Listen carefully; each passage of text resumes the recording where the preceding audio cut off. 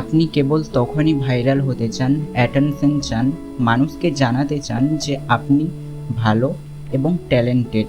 যখন আপনি সত্যিই ভালো কাজ করেন, যখন আপনি সত্যিই ভালো কাজ করছেন এবং মানুষ আপনার কাছ থেকে ওটাই চাইবে যেটাতে আপনি ভাইরাল এবং ওনার অ্যাটেনশন কেড়েছেন।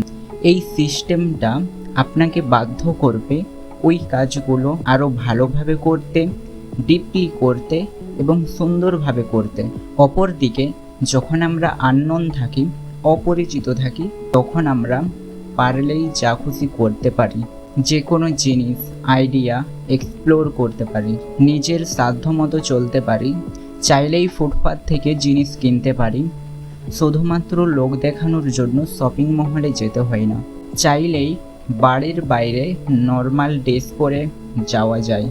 আমাদের শেখার যেই টাইমটা, বিভিন্ন জিনিস এক্সপ্লোর করে করে শেখার যে টাইমটা, এই টাইমটা যাতে আমরা এই ভাইরাল হওয়ার পেছনে না দিয়ে দিই। আমি তো ভালো স্টুডেন্ট হিসাবে সবাই চেনে, আমি এই কাজটা করব, লোকে কি বলবে। তো সেই কাজটা নিজে করে একটা আনন্দ পাওয়া যাবে, নিজে বুঝতে পারা যায় যে এই কাজটা করলে আমি একটা ভালো জিনিস শিখতে পারবো। কিন্তু যেহেতু লোকে জানে আমি একজন ভালো স্টুডেন্ট এবং লোকের কাছে এই কাজটা এতটা ভ্যালুয়েবল নয়, কিন্তু আমার কাছে সেই কাজটা অনেক ভ্যালু বলে মনে হয়, তবুও করা যায় না। ভাইরাল হওয়ার ঠিক এই রকমই কিছু প্রবলেম থাকে। আবার অন্যদিকে বেনিফিটও আছে।